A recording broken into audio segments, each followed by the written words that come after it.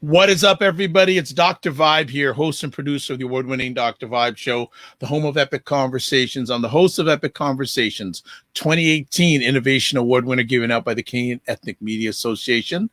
And once a month, one of the other things I do is I host an online broadcast for fathers that are co-sponsored by Dove Men Care and Dad Central Canada's National Fatherhood Organization. And we're broadcasting live here on August 23rd here in Toronto. It is hot like fire. I mean, hot today, but we've got even more heat we're bringing.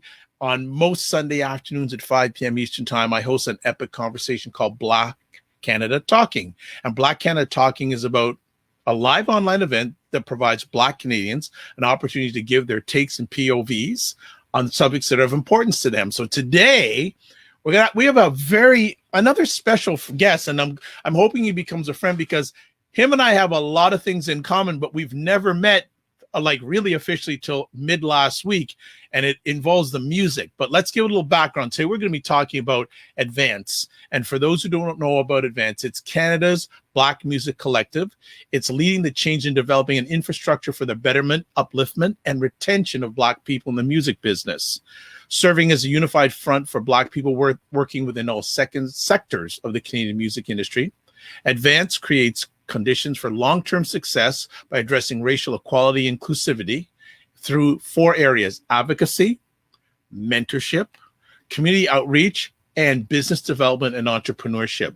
By holding the corporate, private, and government sectors accountable, Advance is committed to building a more equitable Canadian music industry that grants Canada's Black music communities a fair and valued voice in a consistently growing music nation.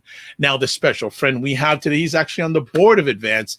And this gentleman I've heard about for years, but finally we got him here. But I'm jealous of his background. But let me give you some background about him. David Click Cox started his career as a member of the MMVA. And for those who don't know about that acronym, that's Much Music Video Association and Juno-nominated group, the Maximum Definitive. For those who don't know about Much Music, you may be watching outside of Canada. Canada's national music station is called Much Music. He created a reputation for his promotional and marketing efforts, working closely with concert promotions with REMG. And for those who don't know about that acronym, that's the Ramos Entertainment Music Group. And Jonathan Ramos, the R in the REMG, is one of the key figures in the history of hip-hop music in Toronto.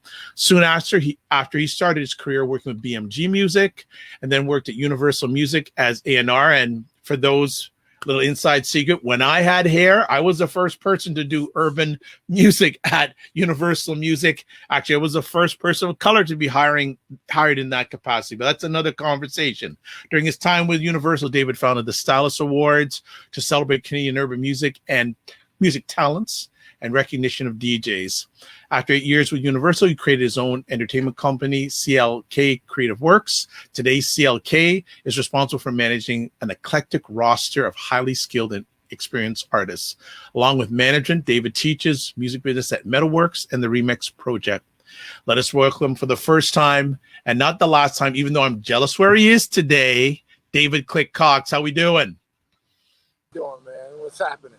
Everything's happening. How you, man? What's cracking? Let me just okay. No. You just keep. No. You just keep yourself in the picture. Don't give me no side views of that nonsense. How you doing today, bro? I'm good. How you doing, man? I am blessed, highly favored, a magnet for miracles, and a solution for someone's problem. And I like to say, still Black. We all are. There you go. Where are you at right now? And I'm proud to be that too. You know what I'm saying? There you go. Where are you at right now? Man, I'm in Toronto. I'm just down near the water. You know, nice.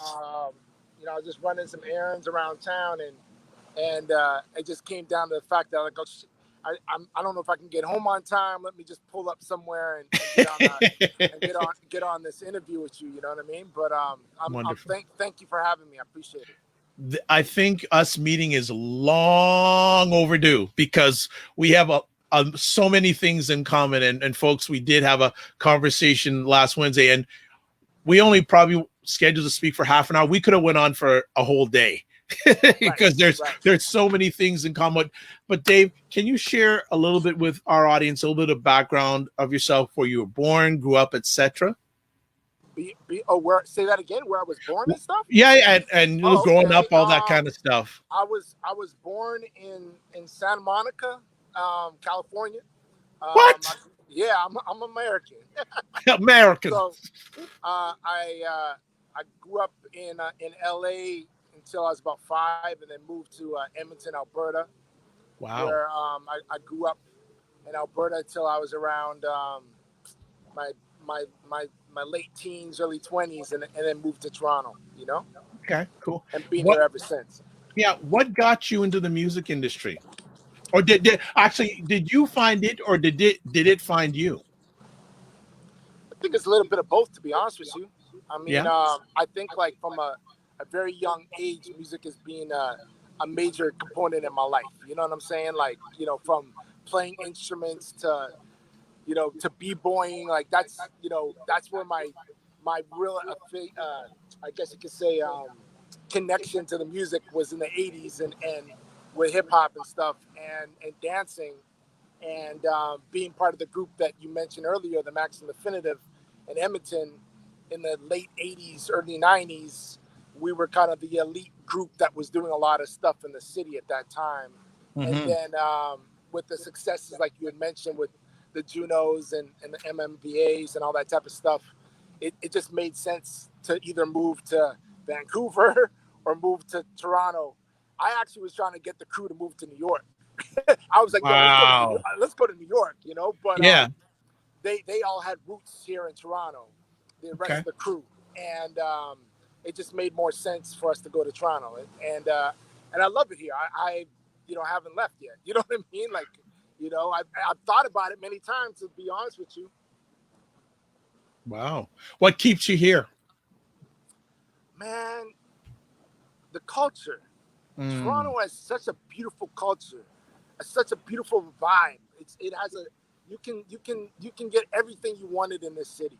You know what I'm saying? And it just I think that's probably one of the biggest things. And then just obviously getting into the music business and kind of like I guess you could say planting my feet on solid ground there. I kind of just ran with it. Yeah, no problem. How did you get your start at BMG, and also your inroads at Universal? How did those two stories happen? Um, in the late '90s, early 2000s, I had actually was going to Harris Institute of the Arts at the time, Yep. and I also at the same time was doing a lot of promo with our good friend Jonathan Ramos, and I was doing a lot of the concerts with him, and I actually thought at that moment in time I would actually I was inspiring to go into publishing, and I wanted to go to New York and actually intern for a publishing company, but based on the success that we were having with the shows, because I was the runner for all the shows. I was booking the artists into their hotel rooms. I was getting them from from A to B, and I was very involved in that. But I was also hosting some of the shows. I was promoting all the shows at all the radio stations. So I was very active, and I got hit up from BMG, asked me if I wanted to come in for a interview for a job in their marketing department, and that's basically where it started. That's where I kind of got my feet wet with record labels. And how did you get into Universal? Universal came about a year and some later. You know, something that that I'm a real firm believer in is mentorship and guidance, and especially amongst like black professionals, and Ivan Barry I've known for Oh, wow. years, because Oh, yeah. our crew was opening up for like Dream Warriors, and like we knew them from the early '90s. You know what I'm Yep. saying? And so the relationship was there. And at the time, Ivan actually worked at BMG, the same Yep. time that I worked at BMG. And one day he called me into his office and he's like, "Yo, Click, are you applying for this A&R job at Universal?" And I was like, no.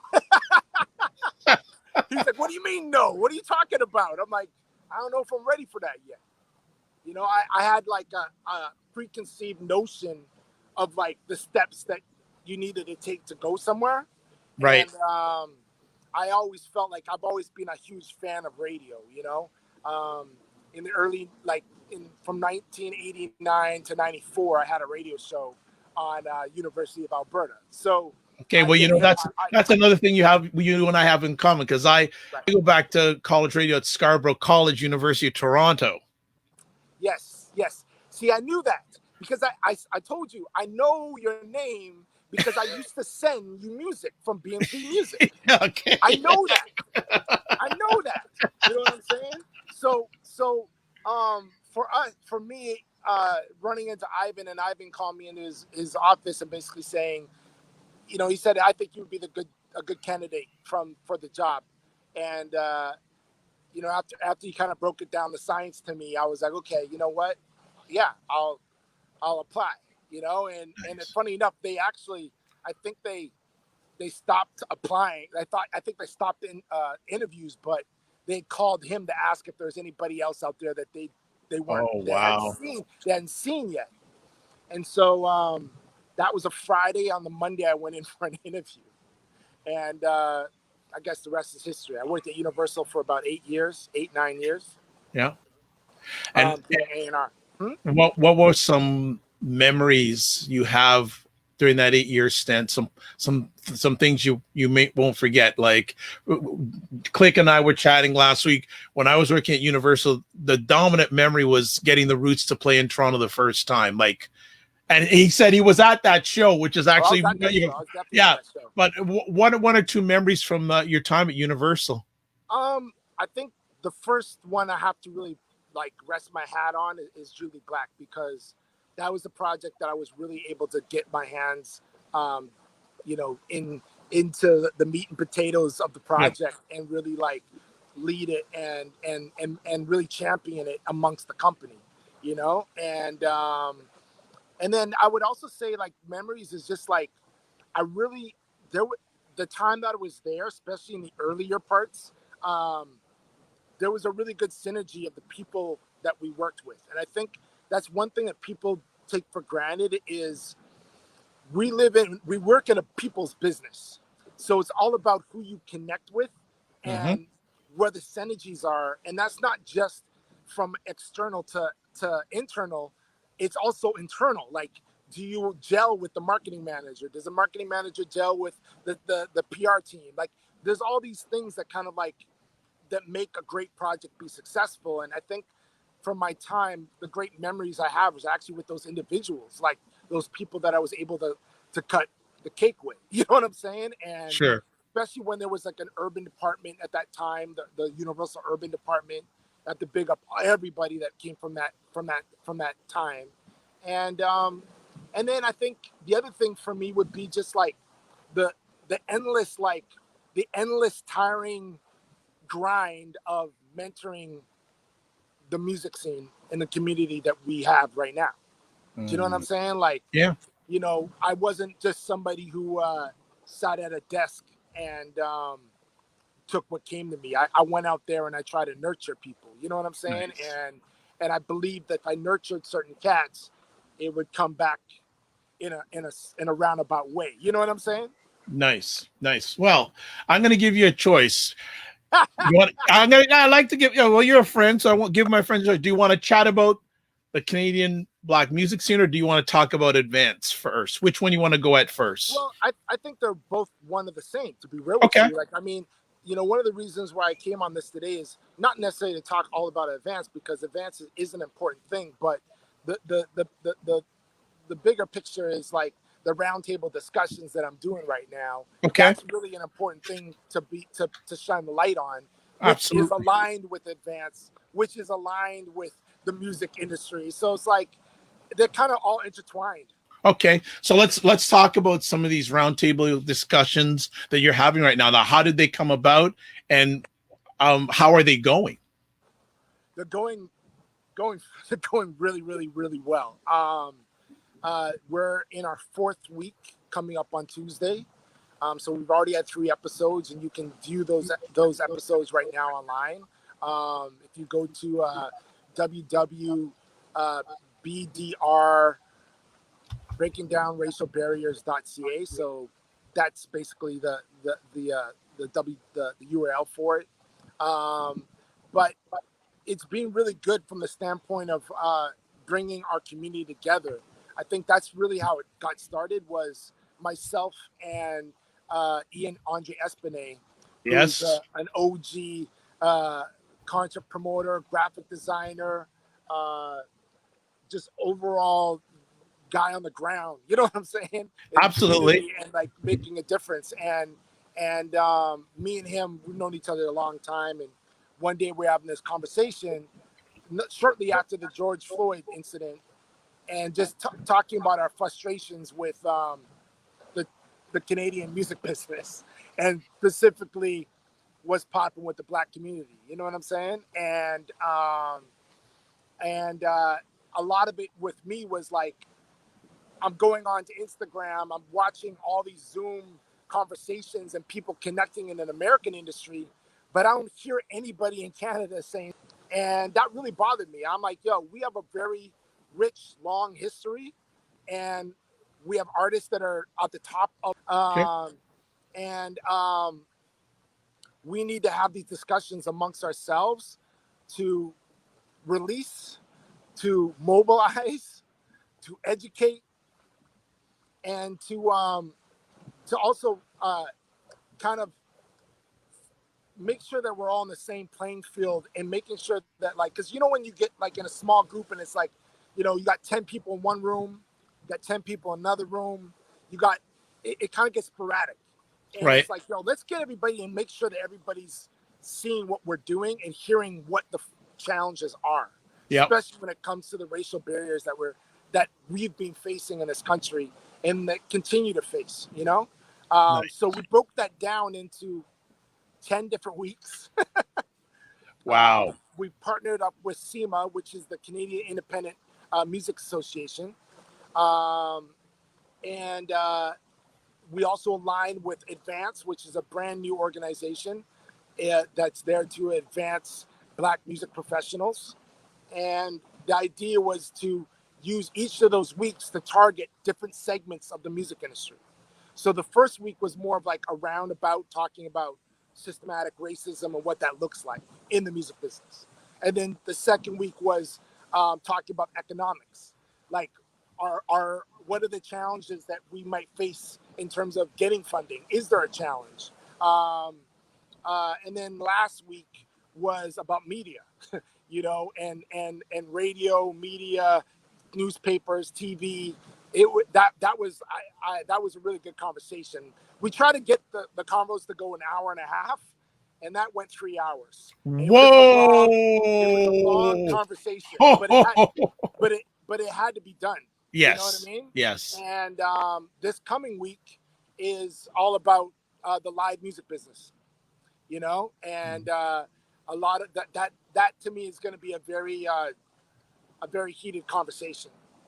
We don't there's a lot of systematic problems we have amongst the live music business in this country, from venue ownership to even getting booked at certain venues to even employment in certain areas, like, be it Live Nation, be it booking agencies, be it even roadies, like people that actually do the people behind the scenes that actually are putting together that are handling all the manpower in terms of putting together big shows on the road.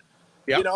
Like when I look, like I've had the opportunity to travel the country, I've had the opportunity to go to a lot of festivals, a lot of concerts, and I've been involved in doing shows. So I know a lot of the challenges, but I don't believe that I know all the answers, and I don't believe I know all the challenges either. So I think it's important to bring in different people that have had experiences in different sectors to talk about it. So this week we have Oren Bristol, who's like OG in club promotions, and we have another concert promoter from Calgary that's jump on the line, and obviously Ian and his background. So that's where we are now, and then moving forward, we're going to be jumping into conversations with artists and how that looks like, mentorship and succession, what that looks like. And at the end of it all, the goal is to put together a report that we can put in front of all the companies and say, listen, this is what we see the issues are, and this is the solutions that we believe need to be taking place. You know what I mean? So that's in a nutshell what it is. No, well, that's great. Breaking it down as you have. Let me ask, when you are sharing this initiative with others, what is their initial responses? Are you getting buy-in automatically? Because I've seen some of the screens of how many people. It sounds like you have to turn people away. From the black professionals, Yes, it's not a challenge. If it's a challenge, it's maybe because of their schedules. You know what I sure, mean? Like nobody's been like, I don't want to talk. Like I maybe had maybe 1 or 2 conversations with people that they just want to hear what exactly we're trying to do. Because one thing is, there's a lot of people that do the talking, but people are tired of talking. That's sure. part of the problem is that Mm-hmm. amongst black folks, we just feel like, yo, this has been tired of this. Let's change now. Why do I need to talk about it anymore? But it's good to talk about it because, like I said before, if you don't talk, we're just assuming, Right. right? I And if agree. we want to get to the exact key element of what is the direct issue that is exactly happening. So, for example, in the economic one, having somebody from Factor, Ontario Creates, somebody from SOCAN, somebody used to work in Royal Bank, Ontario Creates. So having all these people were able to kind of talk about what it got down to talk about data, and they Of pulled course. up data to reflect the changes that we want to see when you address certain boards and you address certain companies to divvy out the money a certain way, or to Mm-hmm. make sure that they put more concentration in certain areas, or to back up what we're talking about. And the fact that a lot of this data does not exist. So that's a takeaway that we need to walk away from and put it in Right. front of people, saying, you are not collecting this data. You know what I'm saying? So this needs to be changed, Right. And I think some of the biggest challenge is, it's not really a challenge, but I think when we first started, there was a lot of people who were kind of skeptical in terms of other organizations that might want to align themselves to help in promoting what we're doing. But I think that's changed, definitely changed in the last couple weeks, where Okay. more companies like, oh, hey, can we help support this initiative you guys are doing? You know what I mean? So, Nice. people just sometimes need to see like what's on the plate before they actually want to taste it. You know what I'm saying? It's like Got it. you might read that it says, oh, this is really good, steak and fries or whatever you want to call it, but you don't really know what it is until you actually see it being executed. You know what I mean? Absolutely. Just want to shout out here. Nicole Waldron says, I know long time. Nicole. Yeah, Hey, she's watching live. She says, shout out to you, my brother. Also, Sarah from Ottawa saying we need this organization to train concert music promoters in the Ottawa Gatineau area. There is such a lack of professionalism. and that's to talk about Advance. Advance is still in its like infantry process, but there's definitely a lot of people involved in helping kind of manifest what it needs to look like and how it needs to be executed. And definitely everybody that's been in these meetings and conversations all agree in the importance of educating and mentoring the next generation. And not just mentoring, but my perspective is we have relationships. Like I know a lot of different people. It goes beyond finding a candidate and mentoring somebody. Mentoring is not just like, hey, this is what this looks like. This is what this job looks like. This is the skills. This is the education. This is the knowledge. It has to go a step further. Almost the step of what Ivan did for me. It has to go to the step of saying, hey, I'm going to find you a position in this business and seed us in the places that we are not currently active in, and have our voices heard in these places. And it's not just companies, it's also boards, organizations, it's pretty much everywhere, Right.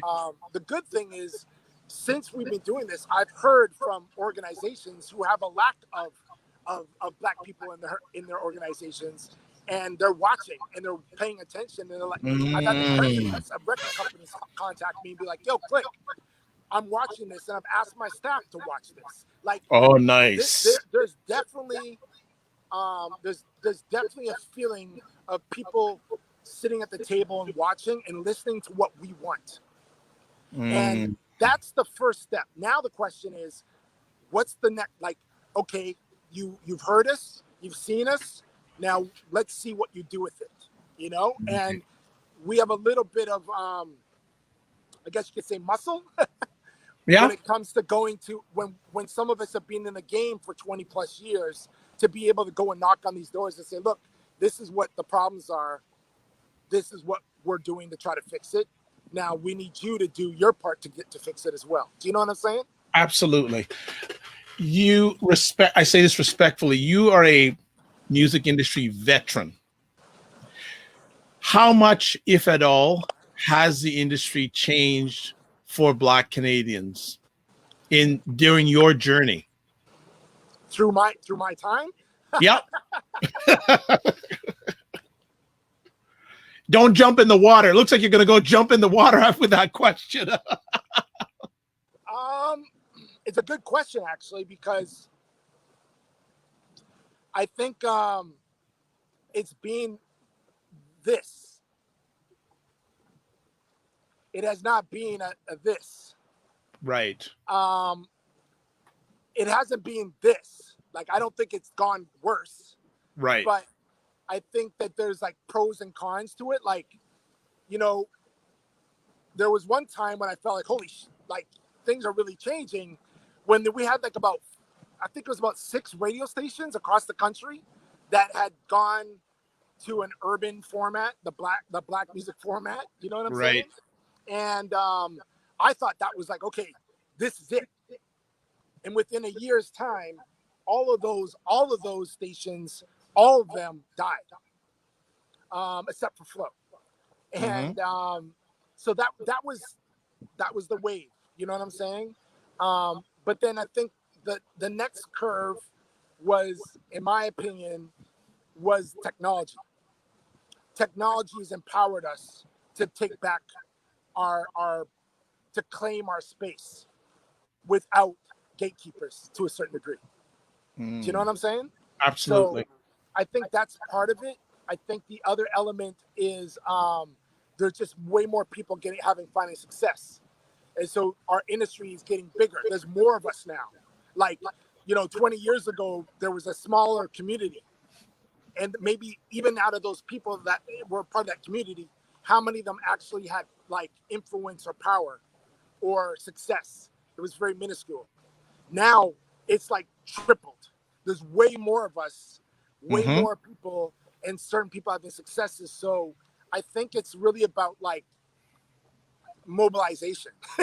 Nice. No, You know it's what I'm saying? true. Absolutely. I really think it's about mobilization to make the changes that we want to see. Nice. Sarah from Ottawa is asking, how are you going to hold, quote, them, unquote, accountable? Well, a lot of it is like, I said this in another interview. We're at a place now where, how do I say this? We're at a place now where everything's laid out for you. We know, like, if you're not watching us, if you're not paying attention, and you're actually part of the problem, then we don't want to listen. We don't need you. Like, I'm not trying to beg nobody's friend here. I'm not trying to ask to be in a door that you're not allowing us to be in now. Now, there's certain doors, like the CRTC, for example, which is a door that we need to go and lobby against, in my opinion. So, Dave, like, just I believe there's certain doors that we do need to lobby against, and that's going to take data. It's going to take bodies, like manpower. It's not going to be one person walking in the door and saying, hey, make a change. It's going to need a community to actually dictate to ask for the change that's needed, in my opinion, just want to, and just forgive me for interrupting, that I have a worldwide audience. So if you could just explain the CRTC and their role in all of this, because some Well, people, like I have Dr. right. Tattoos on from Florida. She's right into media and all that. And definitely people check out her great conversation called Mediascope on Wednesdays, 5 p.m. on IG Live, 6 p.m. on WJMS Radio, Instagram, Facebook Live, and LinkedIn Live. But CRTC, if you could explain that to our audience and how CRTC critical is a their role governing. is in all this. So CRTC, for example, is a governing organization body. I can't remember what it stands. Canadian Radio and Telecommunications Exactly, right? Commission. So Yep. they're the board that dictate like what radio stations get spots on the dial. They're the board that dictate like what television stations and networks get on the dial. Like they are basically regulating what happens in the media space.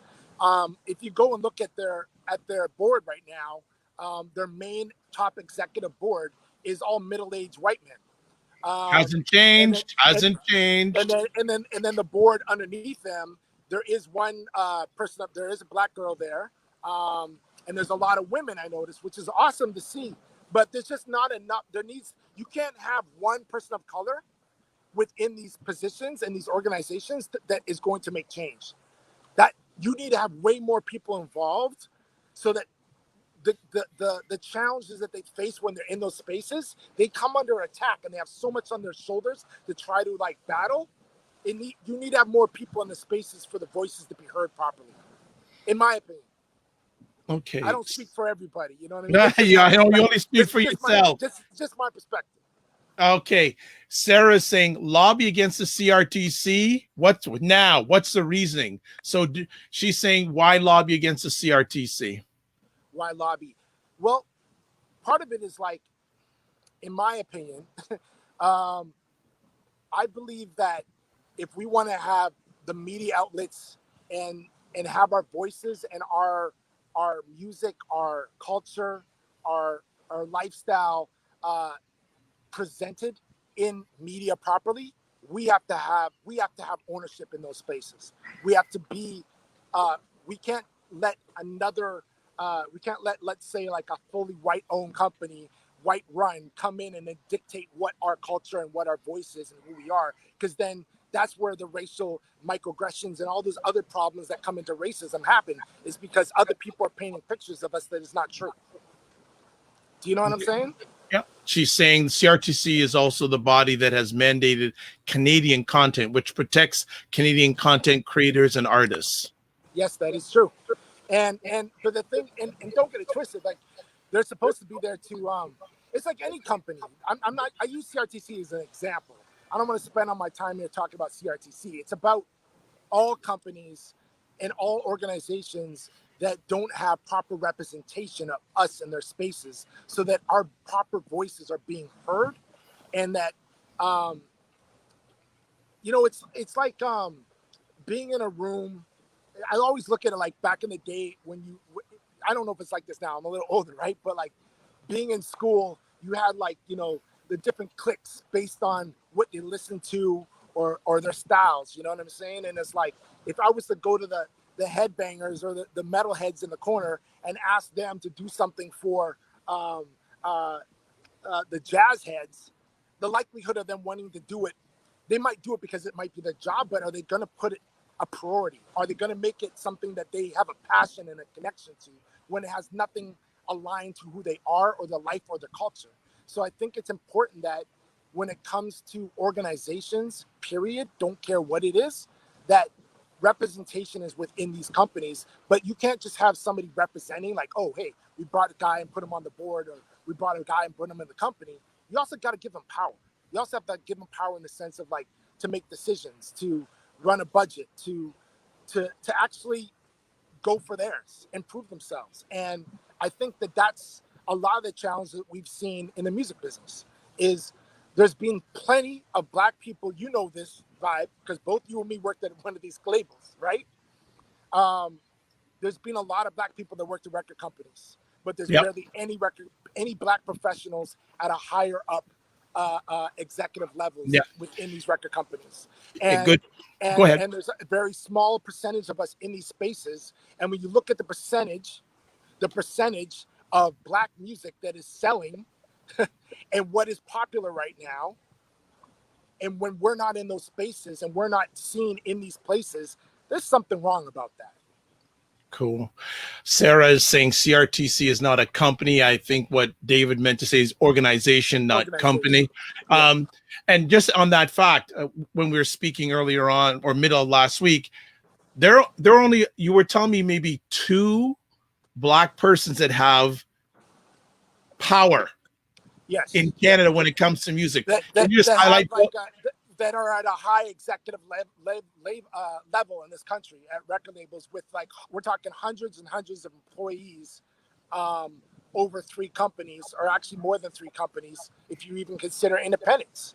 Do you know what I'm saying? Like, you know, and I think that all of them are listening and all of them are trying to figure out how they can make those changes. A good friend of mine just got hired as what I believe might be the first Black A&R guy at Warner Music Canada in 2020. Do you know what I'm saying? So the first time ever, you know what I mean? So, you know, there are changes being done, and I don't expect any of these things to be done overnight. You know what I'm saying? Like, this isn't something where it's like, oh, let's jump on it. Things are going to happen tomorrow and everything's going to happen. Like, I look at this as the long game, you know? Nice. And so for those who are not aware, there is a wonderful Black woman that is in charge of Warner. So Warner Chappell. Yep. Yeah, Warner Chapel. And she's been around. And I'm saying this respectfully because I don't like to talk about women and age. Vivian Barkley is a long time veteran. Yes. In the music industry. Yes. And she runs Warner Chapel in Canada, and she's actually one of the founders of Advance, the Black Music Professional Collective, right? Yeah. So, you know, she's definitely active. There's other people. There's not just record label people involved in this in Advance, and I want to express that to anybody else in this business. Is like, it's professional, Black professionals, meaning, if you own a label, you own a publishing company, you own you're a content creator, a concert promoter, you own a concert company. Like, I think anything that has to do with the music business and is a company, like you own a business, that's what it's meant for, you know? And I'm excited about that because we just haven't had a lot of opportunities where people, where we're uplifting ourselves and mentoring ourselves and being advocates for ourselves in that space. You know, nice. You know, I've been part of other organizations in the past that have been put in place for the Black music community and stuff, and I feel like this is different. What makes it different? What makes this one different? I can't like quantify it, and it's a feeling. There's a certain thing in the air coming out of everybody's mouth in these meetings, you know? Everybody really is fighting to make a change and a difference. And I don't feel like anybody is like bickering and fighting over philosophies and ideas. There's also a level of respect put in place. And there's also intergenerational of people. So you have young people and you have older OGs in it. And I think that's really important because the OGs can give some perspective of how things are and what they've been through. But at the same time, I love the young spirit of somebody young up in the mix who has a fire, who just wants to like, yo, let's change the game. You know what I'm saying? and also their interconnection to a community that's happening right now is important. Nice. Sarah's saying our people need to apply and lobby to get into the CRTC. However, since few of us have connections, contacts, and experience in the fields regulated by the CRTC, it's hard. Let's keep kicking down the CRTC door, not abolish it. Oh, yeah. I never said anything about abolishing it. You know, I'm not talking that. I agree with her. And she's also asking, is Advance working with the Black North Initiative to increase the number of Black executives? It's interesting. The Black North Initiative, I think, kind of started around the same time as Advance. Like, I remember being on the board calls and somebody brought up, hey, do y'all know about the Black North? Like, I don't think there's really, it's interesting because the Black North is very like corporate business world. West Hill and what he's doing over there is great. Yeah. But I don't think that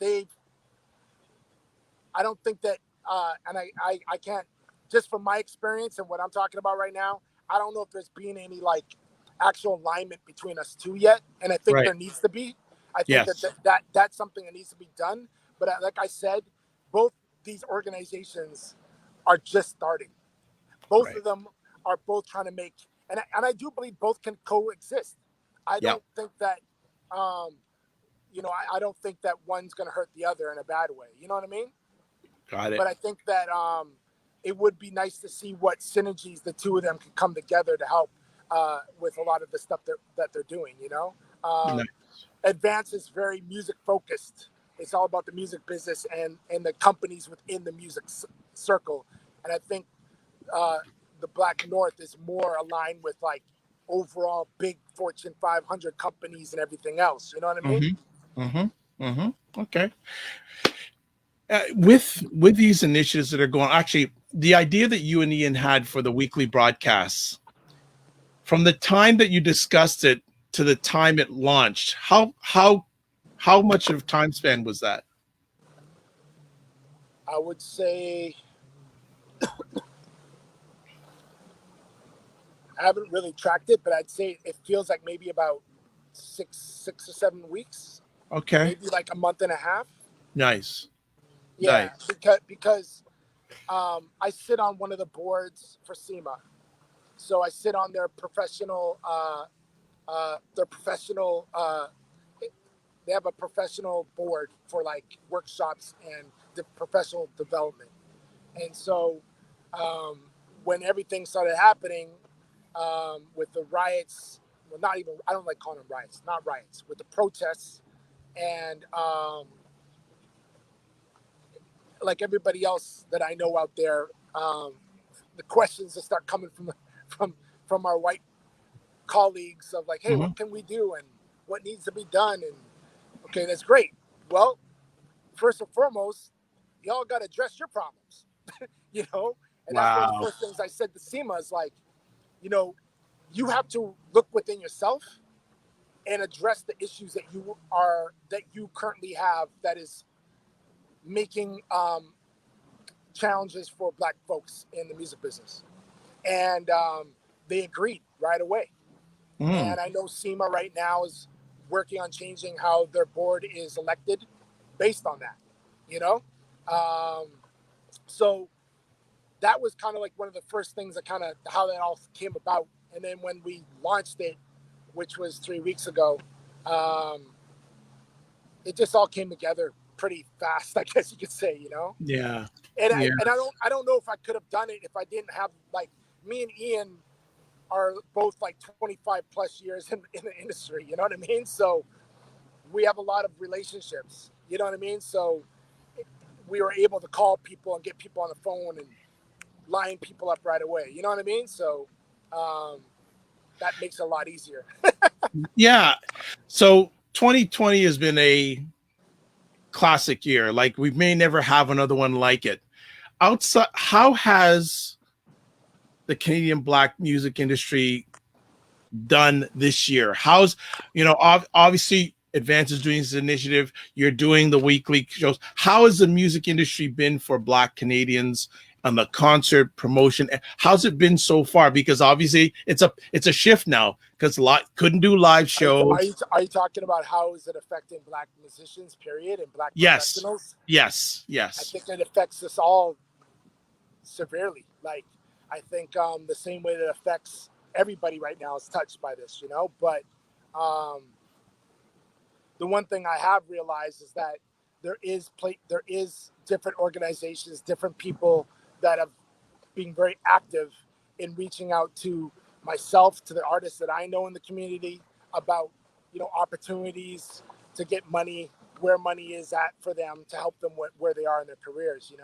I think that it's a different. You have to have a totally different mindset right now as an artist, and a different mindset as a business person, because you have to reconfigure your whole model. Because the music business is based on live, like a lot on live sales, unless you're an artist who's really a viral online type of artist. You know what I'm saying? And even those ones have to think about, okay, how do I rejig things, because everybody is online now. You know what I mean? Like, you've been doing your podcast a long time, but as you know, in the last year, podcast numbers have like skyrocketed. No, forget about the last year, since March. Forget even the last year, since March. Since March, exactly. So, and even with artists putting music out is being crazy. Like, I was just talking to somebody last week, and he said the numbers right now are about 50,000 songs a day. What? 50,000 songs a day around the world are released. Holy! So how do you compete with that?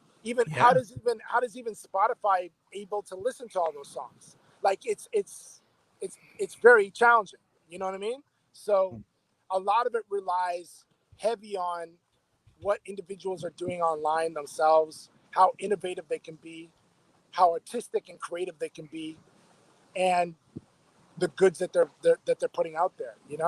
So yeah, it's freaking hard. I had one of my artists the whole year.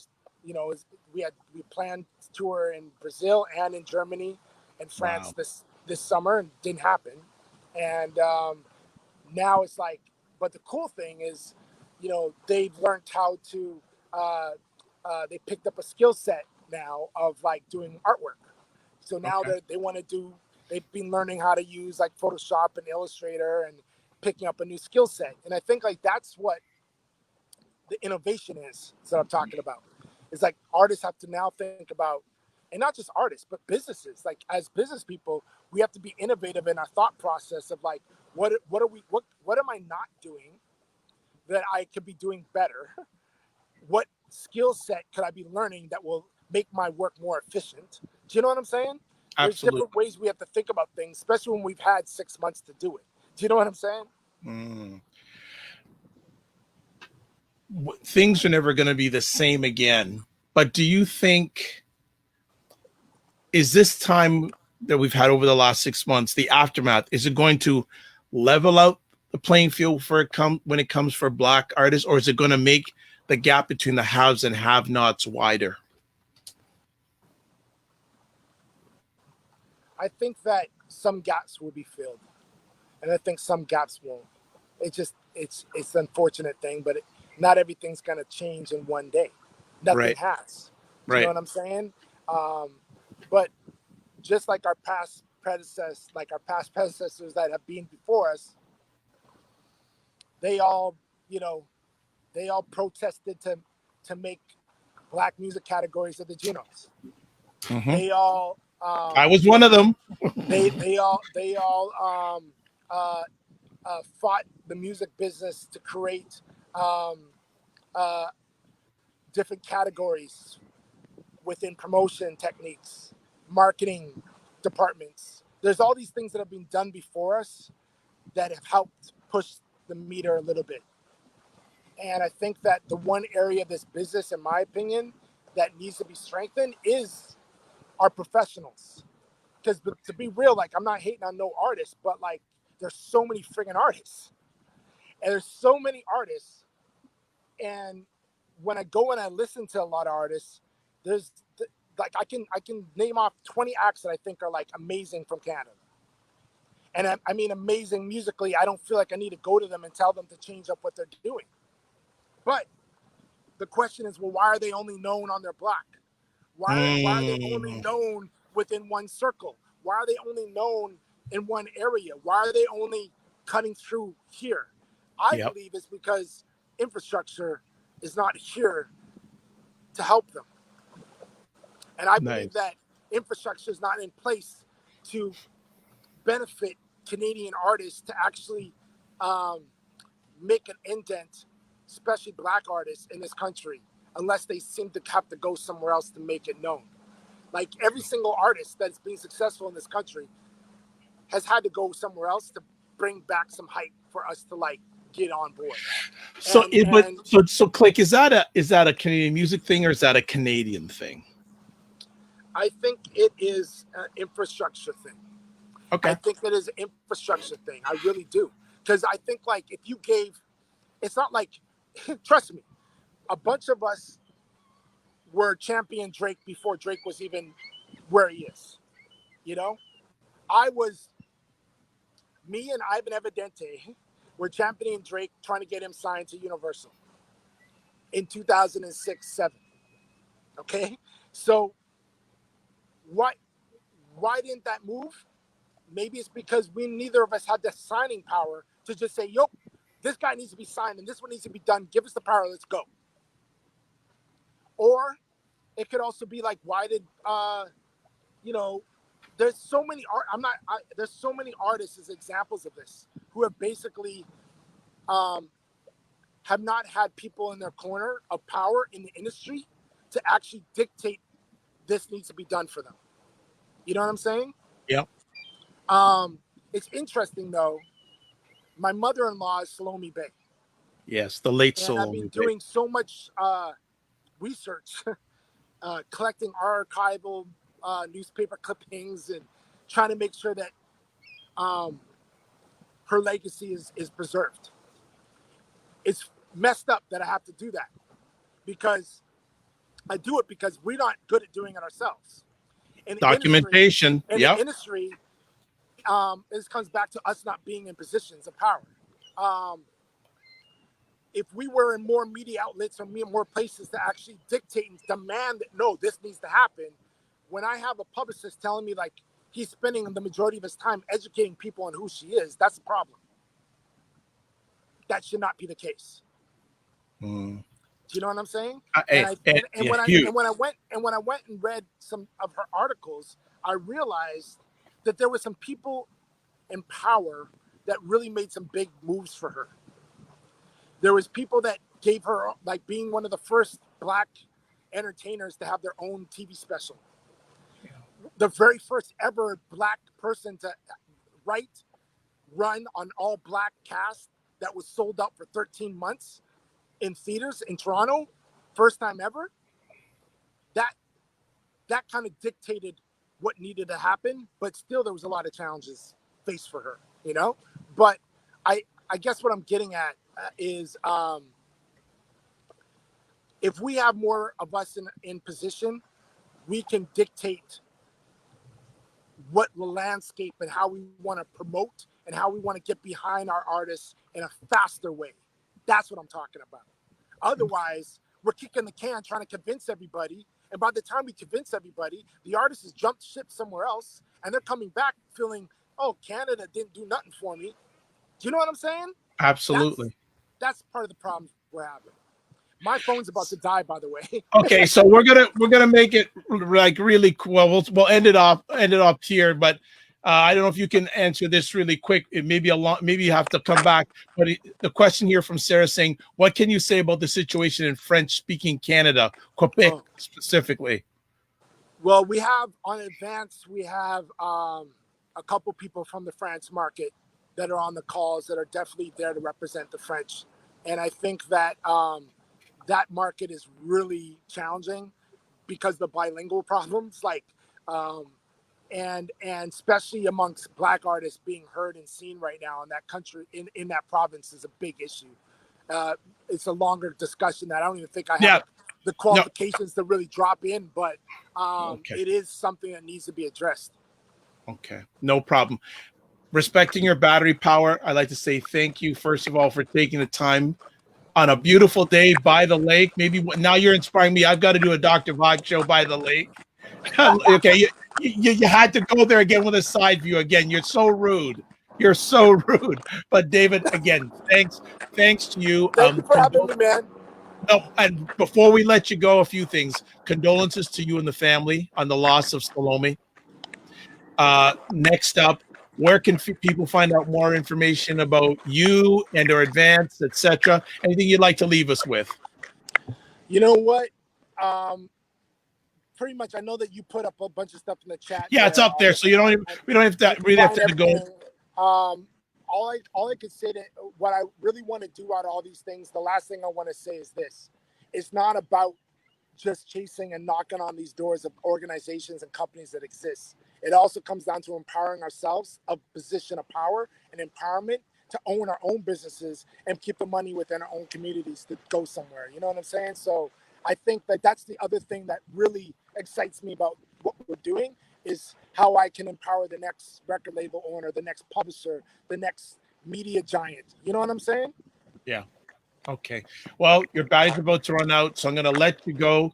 David, thanks again. We will be in touch. Walk good, my brother. All right. Peace. All right. Peace.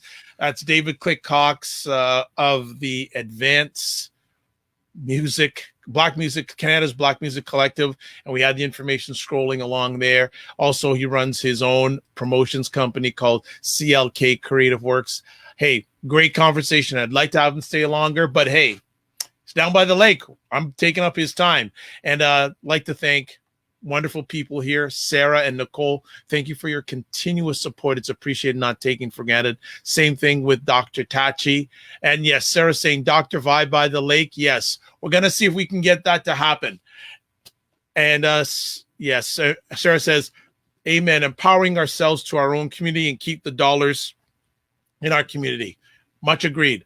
I am Dr. Vibe, host and producer of the award-winning Dr. Vibe Show, the home of Epic Conversations. I'm the host of Epic Conversations, 2018 award winner in the innovation category, given out by the Canadian Ethnic Media Association. And once a month, I host conversations for fathers that are co-sponsored by Dad Central, Canada's national fatherhood organization, and Dove Men Care.